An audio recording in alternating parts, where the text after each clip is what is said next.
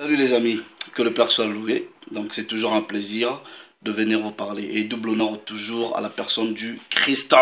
Bon, on va donner la suite à l'enseignement et que le Père soit glorifié. Donc, comme je dis, on parle du mariage selon le grand ordre des choses. Maintenant, vous savez qu'il est écrit dans Proverbe 19:2 que le manque de connaissance n'est bon pour personne. Et dans Jean 8:32, vous connaîtrez la vérité fera de vous des hommes libres. Si tu tombes sur cette troisième partie, ok, je te prie de chercher la première partie, la deuxième, ensuite la dernière ou peut-être troisième partie. Bon, vous voyez, selon le grand ordre des choses, comme j'ai expliqué précédemment, il y a 3 étapes pour le mariage. Il y a l'approbation spirituelle du Père, dont la dimension de l'astre, c'est la promesse, les vœux. Vous voyez, le Père, il dit quoi? Quand tu dis quelque chose, quand tu fais un vœu, il faut s'en acquitter. Et ensuite, ce qui scellait le mariage, ce qui faisait des gens époux et épouses, c'était le sexe.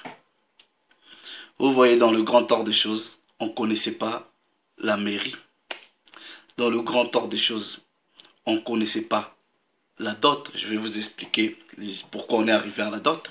Dans le grand ordre des choses, on ne connaissait pas soi-disant un pasteur, un prêtre qui vient soi-disant bénédiction nuptiale. Non, on ne connaissait pas ça. Dans le grand ordre des choses, ce n'était pas les histoires de prendre la bague ou les robes. Non, non, non. Mais non. Jean 3:11. Nous disons ce que nous savons et nous rendons témoignage de ce que nous avons vu.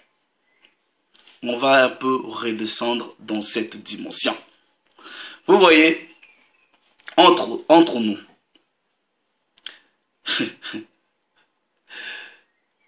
à quel moment vous considérez une personne être votre époux ou épouse? Vous voyez aujourd'hui, hein? Vous pouvez, Dieu peut vous parler en disant, ah mon frère, tu vois la sœur là, c'est ta femme, ok? Écoutez bien.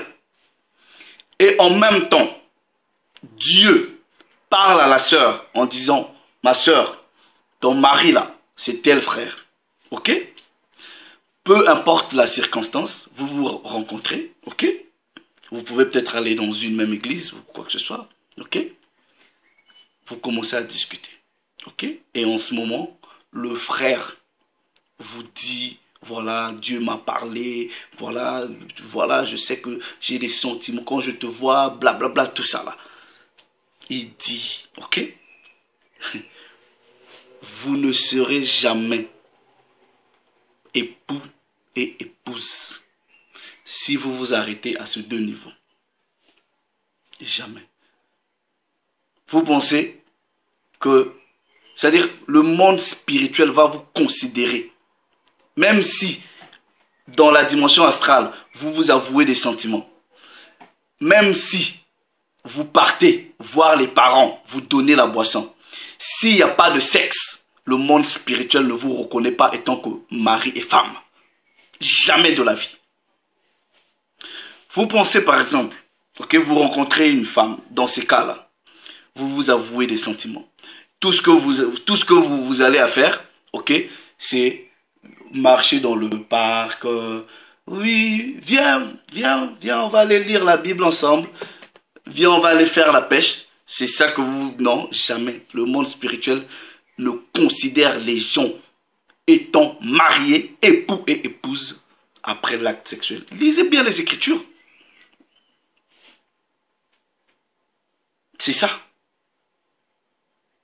Mais non, je ne suis pas en train de vous dire, vous pouvez aller coucher avec n'importe qui, voilà. Mais façon, vous allez comprendre que tout acte sexuel que les gens ont eu, c'est le mariage selon le grand ordre. Mais c'est un mariage qui est frauduleux. Ne venez pas me demander comment divorcer de tous les amants, de tous les partenaires sexuels que nous avons eus dans le passé.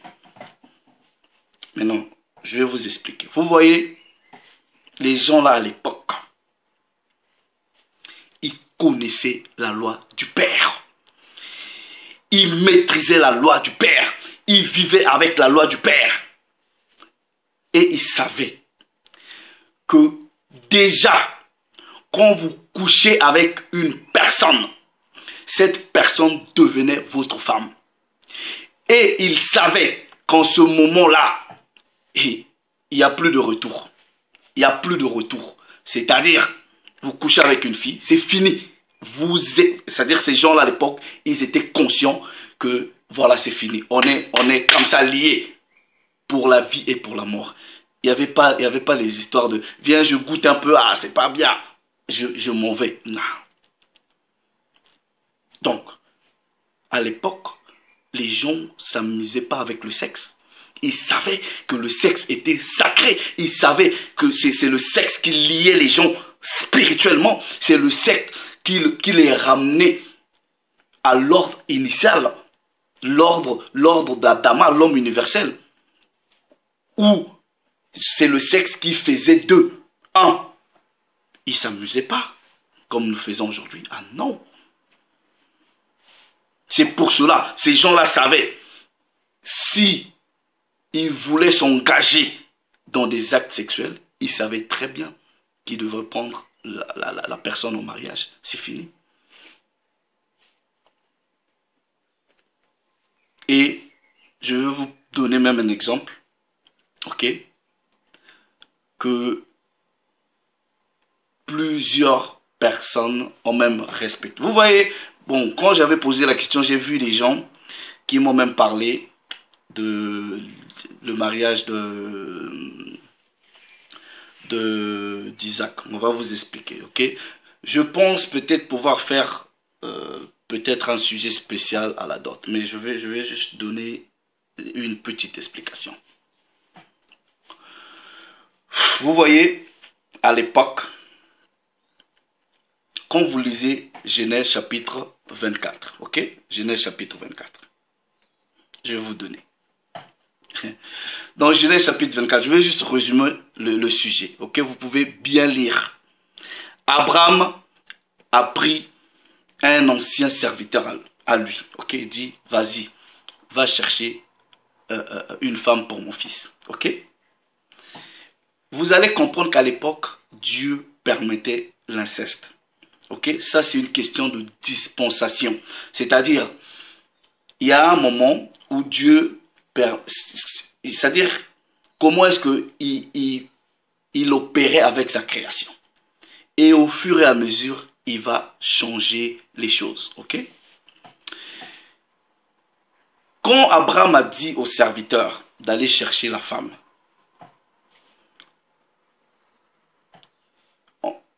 le serviteur, quand vous le lisez bien, il a dit, mais mon maître, il m'envoie la mission là, elle est difficile. Je vais faire comment? En fait, il s'est mis à côté. Il a parlé au Père. Il a dit, Dieu véritable, le Dieu de mon maître Abraham. Mon maître m'a envoyé en mission. Je ne sais pas si là où il m'a envoyé, si on va me donner la femme. Mais Abraham savait déjà, parce que Abraham, dans la conscience de son esprit, il avait déjà la permission du Père. Et vous allez comprendre même à l'époque, vous n'aviez pas le droit de prendre une femme comme ça. C'était vos parents qui vous prenaient des femmes. Je vais expliquer cela. Et le serviteur a prié. Il a dit au Père, voilà, je veux tel signe. Pour savoir en réalité que oui, c'est cette personne. Quand vous lisez bien Deutéronome 24, tous les signes que le serviteur avait demandé à Dieu, c'est ce qui s'est passé. Tous les signes. Et c'est là qu'il a senti que oui, le Père avait exaucé. Maintenant, regardez, ok? À partir du verset 50, Okay, vous pouvez lire toute l'histoire. À partir du verset 50. Laban et Bethuel répondirent. Parce que quand le gars il est arrivé, ok, quand le gars est arrivé, on l'a emmené, Rebecca l'a emmené chez ses parents. Le gars a tout expliqué. Il dit, bah écoute, moi, mon maître m'a envoyé. Et voici en chemin, j'ai prié, j'ai demandé des signes à Dieu. Et Dieu me les a accordés. Ok? Dieu me les a accordés. Vous allez comprendre que ces gens-là, ils comprenaient les choses spirituelles. Ils étaient connectés aux choses spirituelles. Ok? Regardez maintenant la réponse des parents. Ok? Bon, de Laban et Bethuel. Laban et Bethuel répondirent et dirent. Écoutez bien. C'est de l'Éternel que la chose vient. Nous ne pouvons te parler ni en bien ni en mal. Nous savons que c'est le Père qui a décidé cela. Mais la décision ne nous revient pas. On doit appeler la concernée. Mais Rebecca était connectée au monde spirituel. Elle avait compris, il se passait quelque chose. Elle n'a pas refusé. Elle n'a pas refusé. Ok? Maintenant, regardez ce qui va se passer. Ok? Regardez ce qui va se passer. Chapitre 57. Verset 57 plutôt. Alors ils appelèrent et ils répondirent, appelons la jeune fille et consultons-la. Ils appelèrent donc Rebecca et lui dirent, veux-tu aller avec cet homme? Elle répondit, j'irai, j'irai, j'irai. Ok? Bon. Je ne vais pas parler de la dot ici. Ok? Mais comprenez que je vais vous expliquer pourquoi le serviteur avait ramené des choses. Ok? Vous allez comprendre pourquoi.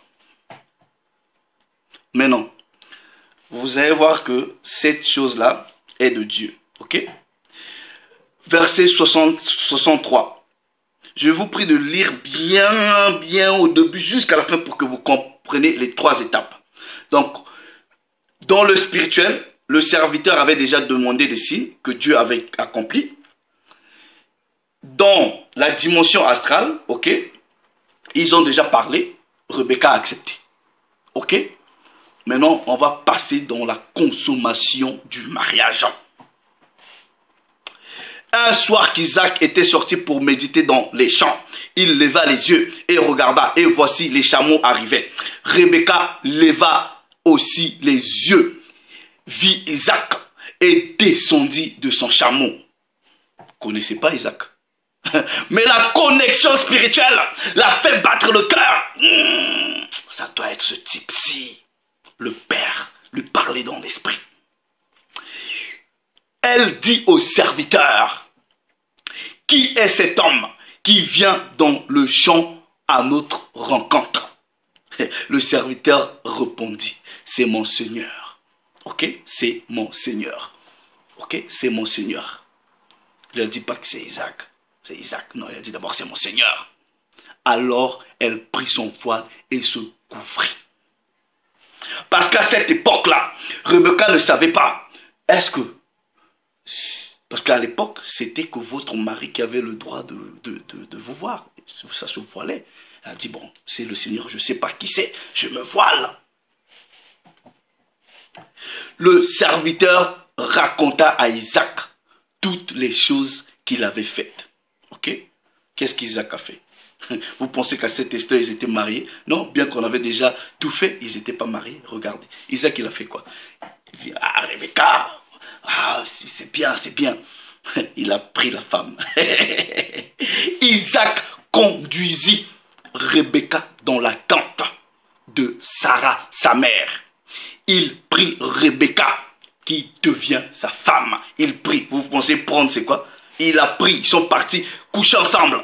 C'est à ce moment-là que le mariage a été certifié. Boum! Homme et femme. Vous voyez, homme et femme.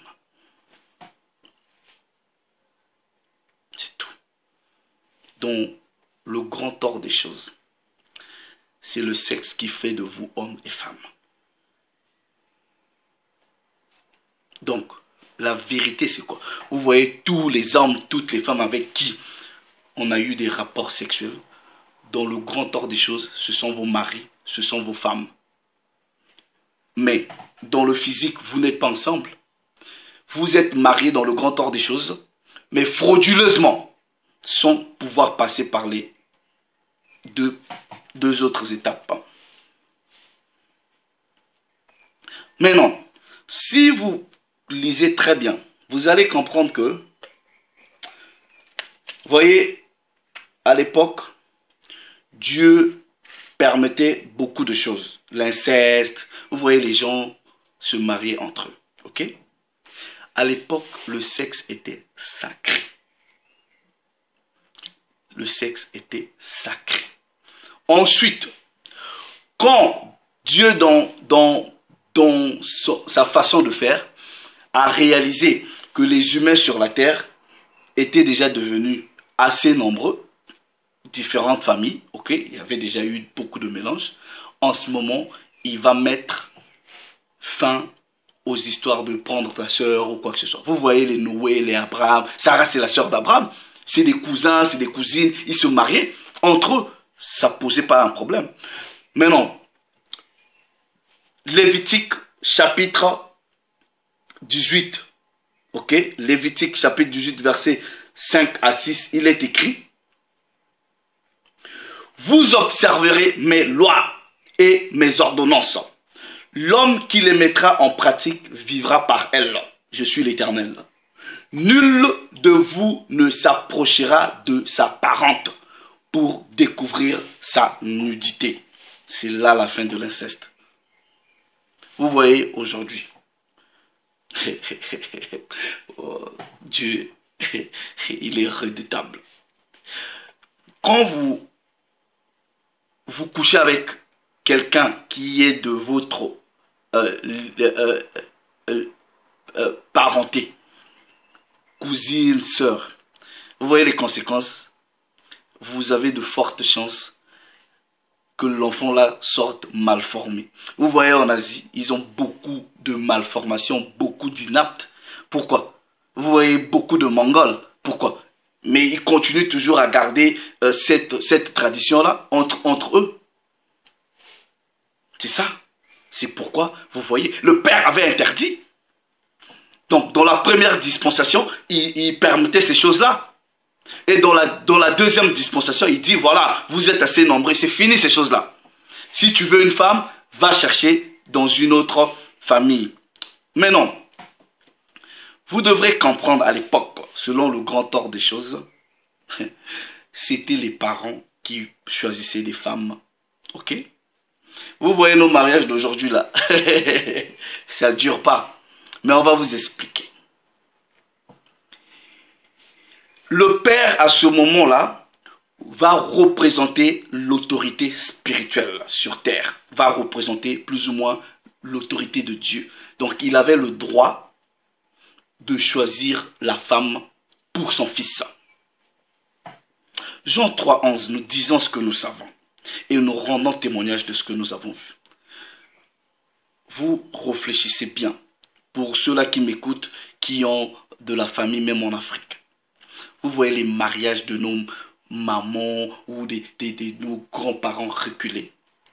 Ces mariages-là, ils ne connaissaient pas les histoires de divorce, non.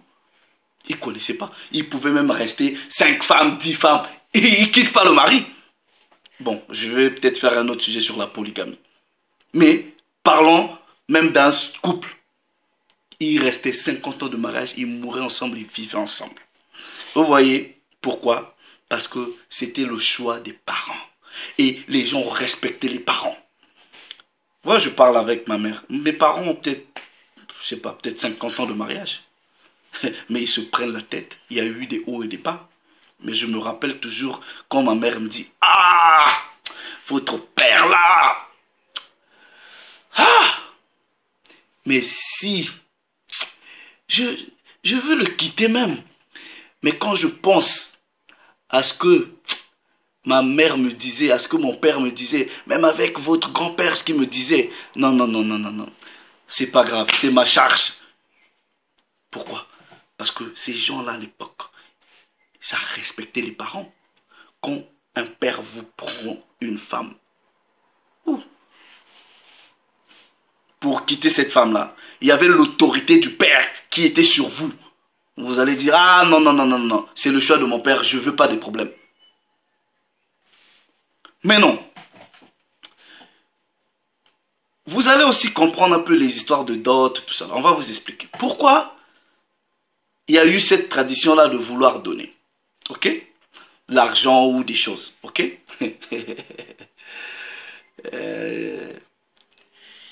Vous voyez dans les sociétés ancestrales de la Bible, les enfants étaient la propriété du père.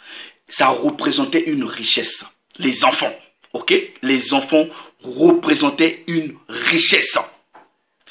Et quand vous n'avez pas d'enfants, c'était c'était pas possible. Les gens étaient, parce que vous n'avez rien à l'époque. Mais non.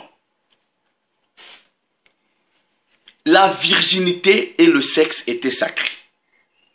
Ok?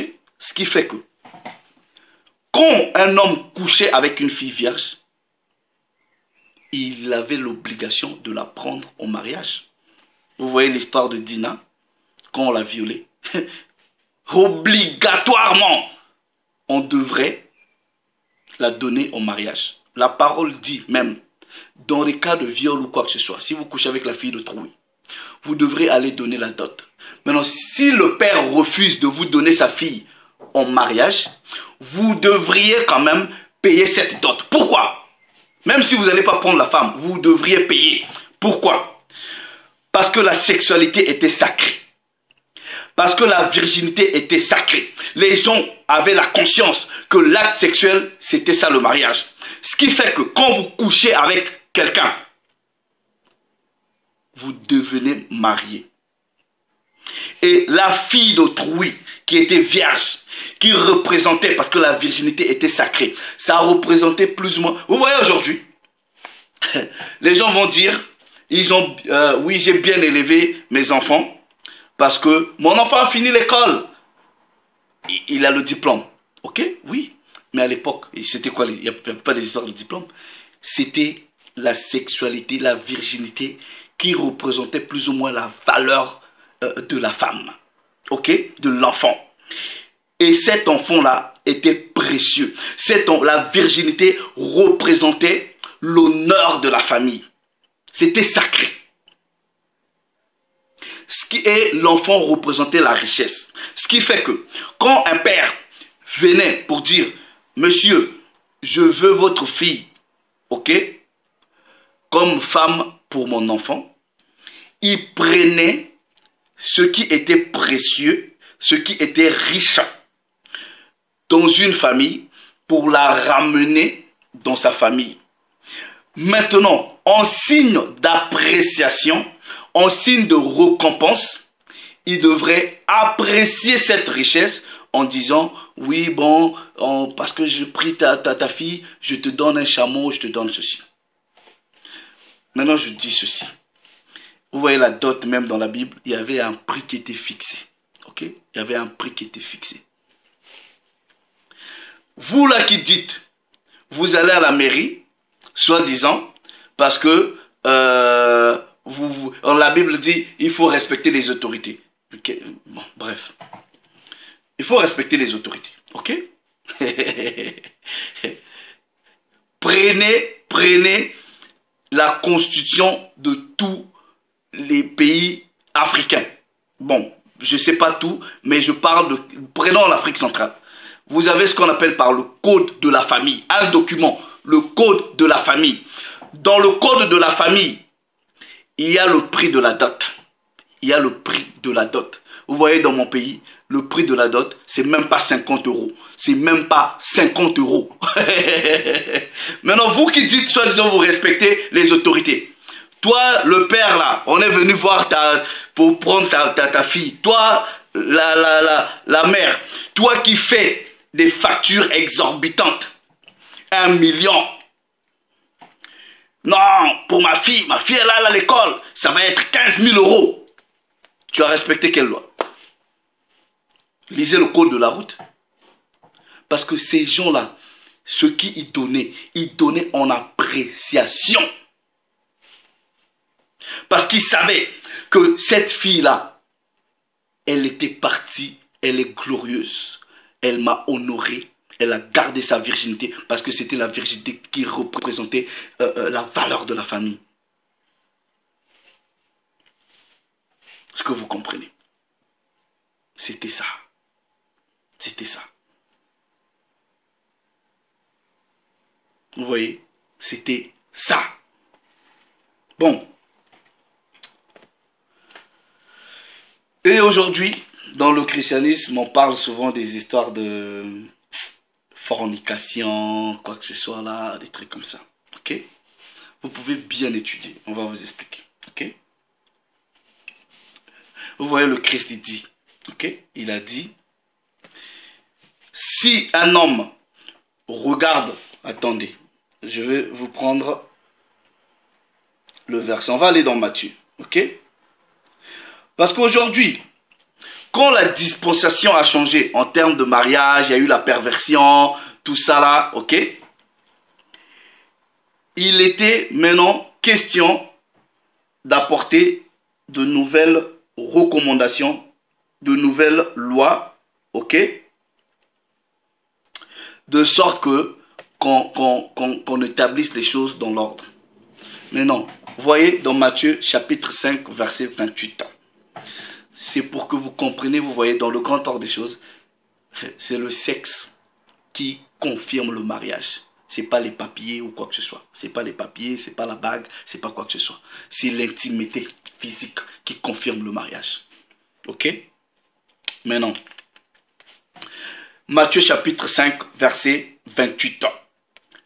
Mais moi, je vous dis, verset 27 déjà, vous avez appris qu'il a été dit dans la loi, ok? Tu ne commettras point d'adultère. L'adultère, je vais vous expliquer. Vous voyez l'adultère? C'est la fornication, c'est l'impudicité. Je ferai une vidéo spéciale fornication pour vous expliquer. Ok? Ne pensez pas, par exemple, comme dans le christianisme, on vous a fait croire que la fornication, c'est quand vous n'êtes pas marié et vous allez coucher avec quelqu'un. Non. Parce que dans le grand ordre des choses, selon la vérité de la Bible, le mariage, c'est le sexe. Ok?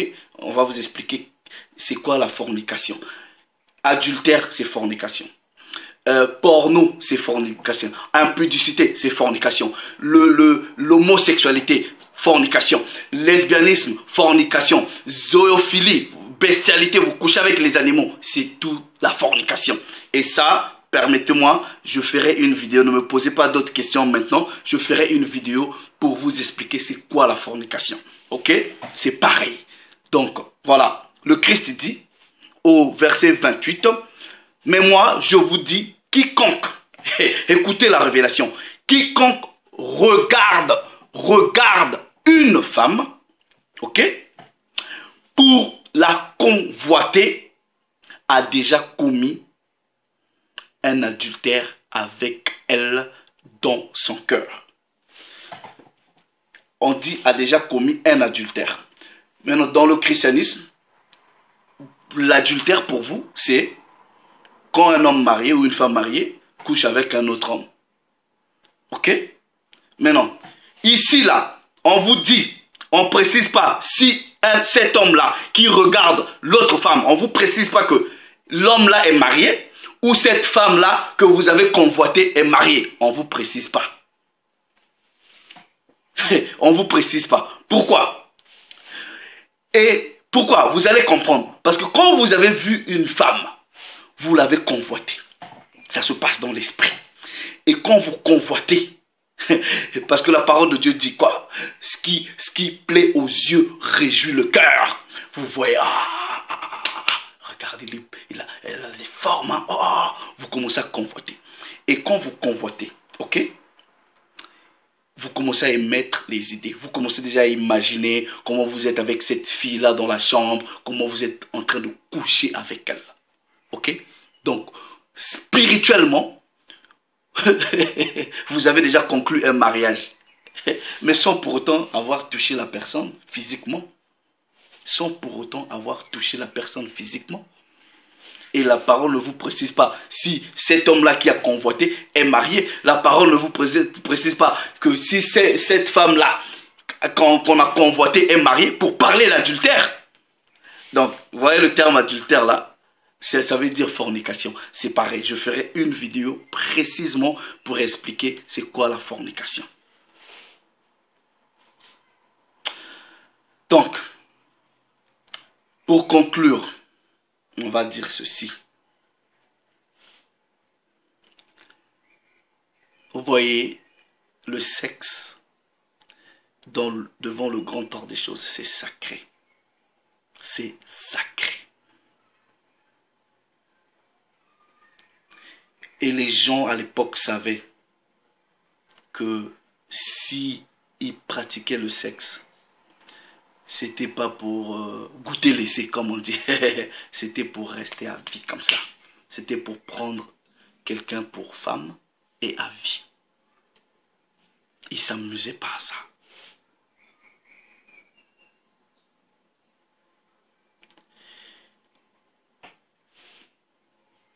Et quand quelqu'un venait pour faire des promesses d'amour, ces gens-là étaient sincères. Ils parlaient avec la pureté de l'esprit, du cœur et de l'âme. Ils ne faisaient pas des blagues. Ce n'est pas comme à notre époque aujourd'hui.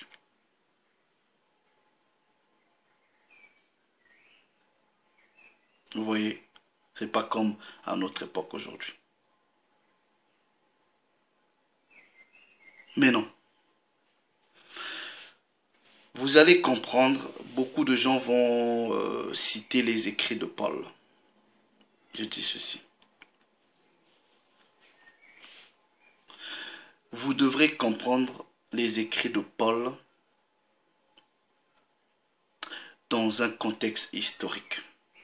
Vous devrez déjà maîtriser à qui Paul s'adressait. Il s'adressait à quel type de juif? Vous devrez déjà maîtriser les différentes captivités. Paul s'adressait à des juifs qui avaient déjà connu une certaine captivité gréco-romaine et qui s'étaient déjà mélangés, qui avaient déjà appris des pratiques d'homosexualité. Parce que vous voyez, les Grecs et les Romains, ils sont connus par des pratiques homosexuelles. Et la plupart des Juifs, là, vous voyez, à Corinthe ou quoi que ce soit là, ils étaient déjà mélangés. Ils pratiquaient, quand vous lisez le livre de Maccabée, ok? 1 Maccabée, ok? 1 Maccabée chapitre 1, même 1 Maccabée, 2 Maccabée.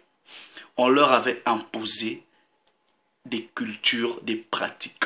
Et on leur avait interdit de respecter les lois que Dieu leur avait données. Vous voyez les gens là de Corinthe, ils pratiquaient les partous, les frissammes, les orgies. Ils faisaient ça. C'est pour cela que Paul dit que chacun ait sa femme. Au lieu de mélanger de gauche à droite. Non. Je ferai peut-être, quand je parlerai de la fornication, je vais quand même essayer d'expliquer ces choses-là dans le contexte. Mais ce que vous devrez à retenir, c'est que, selon le grand ordre des choses, c'est le sexe qui signe votre mariage. C'est le sexe qui fait de vous homme, époux et épouse. Mais non. Pour les raisons de mettre de l'ordre, vous voyez, dans le christianisme, il y a la morale. Ok? Il y a la morale derrière. Ok? Il y a la morale derrière. La plupart des enseignements qui concernent le mariage, les fornications, le sexe ou quoi que ce soit dans le christianisme, la plupart, c'est pas biblique. Mais c'est la morale biblique. C'est une question de morale.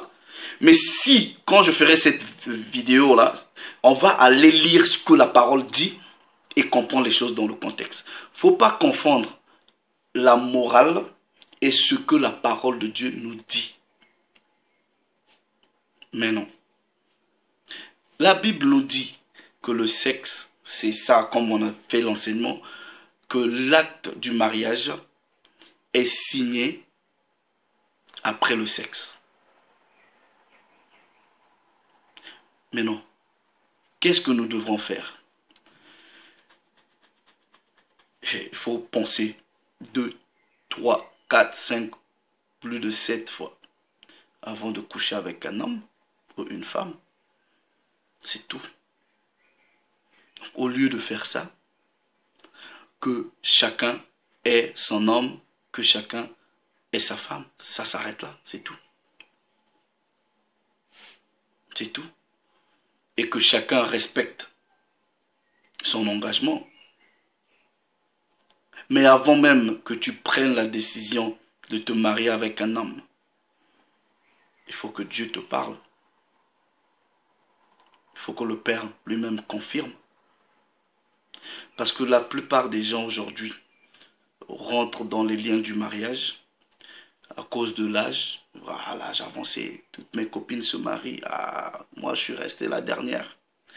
Ah, il y en a qui rentrent dans le mariage parce qu'ils ont besoin des enfants. Ah, ma mère elle est en train de me dire, oui, mais toi aussi, il faut me donner des petits-fils, voilà. Ils vont prendre une femme. Vous dépensez des sommes faramineuses. Même pas 2 mois, 3 mois, 4 mois. Le mariage est fini. Vous voyez, quand un mariage est fait selon le grand ordre, avec l'approbation du Père, dans la sincérité, la pureté, la sanctification de l'esprit, dans la dimension astrale, et dans la pureté de l'acte sexuel, peu importe, vous n'allez jamais connaître les histoires de divorce. Jamais de la vie. Jamais de la vie. Donc toi qui m'écoutes, je sais que tous, nous avons commis ces erreurs-là. Il y a des choses où les gens, par ignorance, vous avez fait. Mais Dieu pardonne le ton d'ignorance et d'inconscience. Mais dès lors que tu as déjà pris conscience de quelque chose, c'est en ce moment il faut que tu arrêtes. Donc fais attention à ce garçon-là qui t'appelle pour passer des heures au téléphone, qui te chante des chansons, qui te berce ou quoi que ce soit là. C'est bien. Mais et le Père, il dit quoi? Maintenant, je dis ceci. Avant même que je parle. Vous voyez, si toi, tu es un homme, tu veux d'une femme, tu veux te marier ou quoi que ce soit, ne va pas draguer une femme. Tu n'as pas de travail. Tu n'as pas de maison. Tu n'as rien. Ne va pas draguer. Ok, ne va pas draguer. Ne va pas draguer. Parce que dans le grand ordre des choses, quand tu épouses une femme, c'est pour en prendre soin. Parce que la famille va te donner maintenant cette charge qui était la leur. Ne va pas.